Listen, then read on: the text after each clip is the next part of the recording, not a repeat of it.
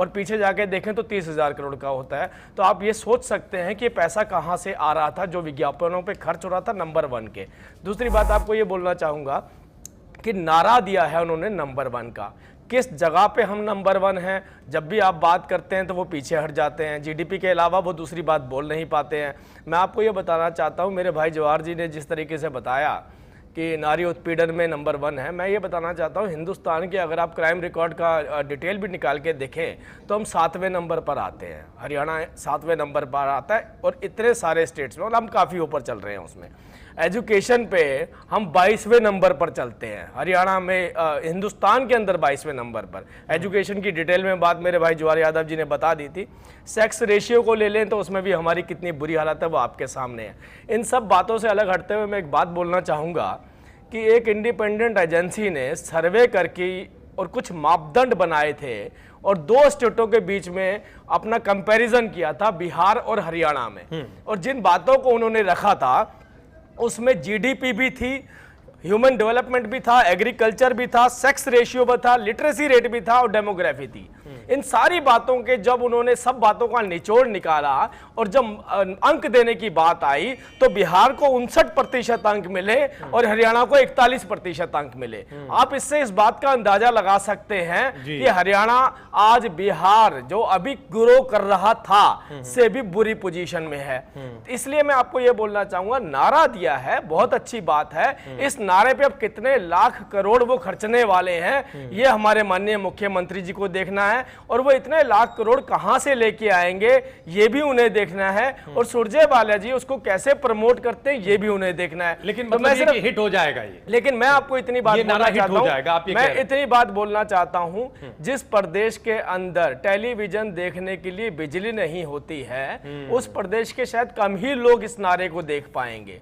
जिस प्रदेश में लोग आज अपनी जमीन खोकर आज घरों में बैठे हैं, जिनके पास खेती नहीं है, शायद उन लोगों को एहसास होगा कि हम आज कहां पर खड़े हुए हैं। जो लोग आज बिना किसी वजह से जेलों में बंद हैं उन लोगों को एहसास होगा हमारा स्टेट आज कहां पे खड़ा हुआ है। उन लड़कियों से जाकर पूछो जिनका सेक्स रेशियो घटता जा रहा है, जैसे कि इन्होंने बताया उत्पीड़न केस इसीलिए बढ़ते हैं जब आपका सेक्स रेशियो घटता है। उनसे आप जाकर पूछिए हरियाणा कहां पर खड़ा है। तो सारी चीजों को अगर आप देखेंगे तो इन सबको भूल करके आज हरियाणा कहां पर खड़ा है एक नारा जरूर दे पाएंगे, जिस नारे के अंदर आप ब्लैक और व्हाइट दोनों मनी लगाकर उसको प्रमोट करेंगे, जिसमें कोई भी हकीकत नहीं होगी, लेकिन उसे हम हरियाणा नंबर 1 कह सकेंगे। ठीक है सर, हम जीवन भारद्वाज जी के पास जाएंगे, मुख्य प्रवक्ता है हरियाणा जन चेतना पार्टी के। जीवन भारद्वाज जी, आप इसे किस तरीके से देखते हैं?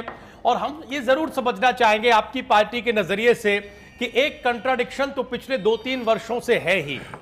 जब गुजरात नंबर 1 की बात की जाती है या गुजरात के डेवलपमेंट को रोल मॉडल बनाने की बात की जाती है तो ऐसा लगता है कि तमाम खूबियों खामियों के बावजूद जो वोटर है या जो जनता है वो यकीन करने को तैयार है या हो जाता है। लेकिन हरियाणा में हम देखते हैं कि जब भी सरकार या कांग्रेस पार्टी हरियाणा नंबर 1 की बात कहती है तो यह बात सहज गले नहीं उतरती। केवल कांग्रेस पार्टी के नेता या जो सरकार के नुमाइंदे हैं वही इस बात को कहते रहते हैं, रटते रहते हैं। ये जो मूल फर्क है जीवन भारद्वाज जी, इससे आप किस नजर से देखते हैं? क्यों गुजरात का डेवलपमेंट ऐसा लगता है, वो है या नहीं अलग विषय है कि वो एक ठोस डेवलपमेंट है, उस पर यकीन किया जा सकता है। और चूंकि नरेंद्र मोदी जो गुजरात के मुख्यमंत्री थे देश के प्रधानमंत्री बने तो ये प्रामाणिक तौर पर माना जाना चाहिए कि उस मॉडल को एक सपोर्ट मिला, उस पर एक मोहर लगी। लेकिन हरियाणा में हम ऐसा नहीं देखते हैं जीवन भारद्वाज जी, ये क्यों है?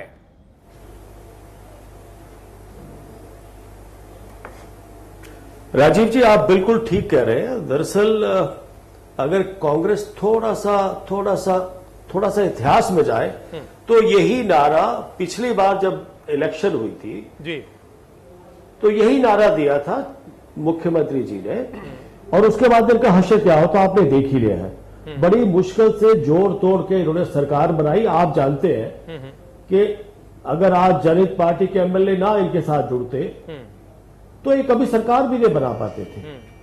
तो इतने सालों से जो हुआ है, अगर इनको ये सबक नहीं मिला कि ये नारा देने का कोई फायदा नहीं है, लोग समझते हैं, आज का वोटर समझता है कि कहां पे कितनी डेवलपमेंट हुई है। मैं जेटली जी और जवाहर यादव से बिल्कुल सहमत हूं कि हरियाणा अगर नंबर 1 है आज तो भ्रष्टाचार में नंबर 1 है। हरियाणा महिलाओं पे अत्याचार के संबंध में नंबर 1 है।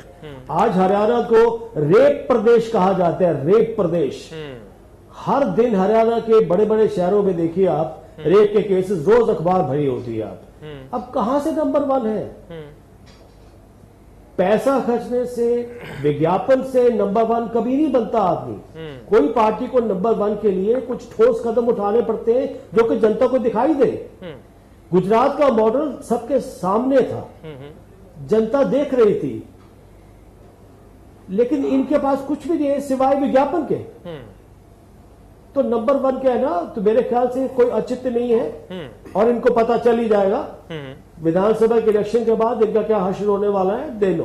ठीक है अजय शुक्ला जी, जब इतनी सारी स्थितियां हमारे सामने हैं, फिर कांग्रेस पार्टी के साथ क्या दिक्कत है कि वो एक ऐसे नारे को लेकर आगे बढ़ना चाहती है या बढ़ रही है जिस पर सबसे ज्यादा क्वेश्चन मार्क, प्रश्नवाचक चिन्ह लगे हुए हैं?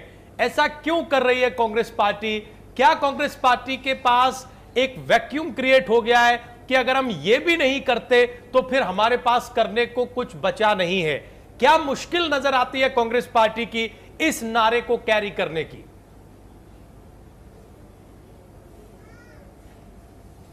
राजीव, एक तो सबसे बड़ी बात है, झूठ बोलने से आपको किसी ने रोका है? नहीं रोका है।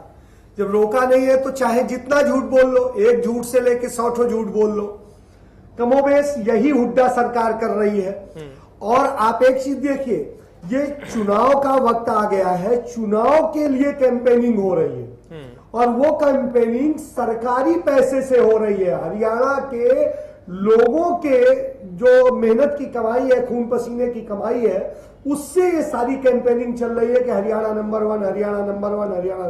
क्योंकि हरियाणा असलियत में नंबर 1 है ही नहीं, इसलिए बताना पड़ रहा है कि हरियाणा नंबर 1 है। हरियाणा नंबर 1 है भ्रष्टाचार में।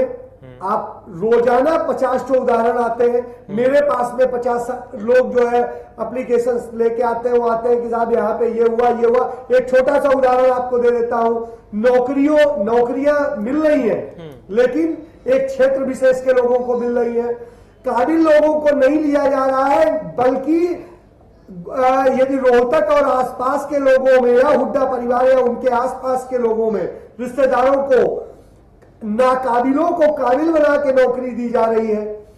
कमोबेश स्थिति इसकी ये है कि आप जहां पर भी देखें, मैं एक उदाहरण आपको दे देता हूं, हिसार यूनिवर्सिटी में फार्मास्यूटिकल डिपार्टमेंट में असिस्टेंट प्रोफेसर के 3 पोस्ट के लिए वांट निकली। देश के आईआईटी के टॉपर्स ने 2-3 ने वहां पर अप्लाई किया।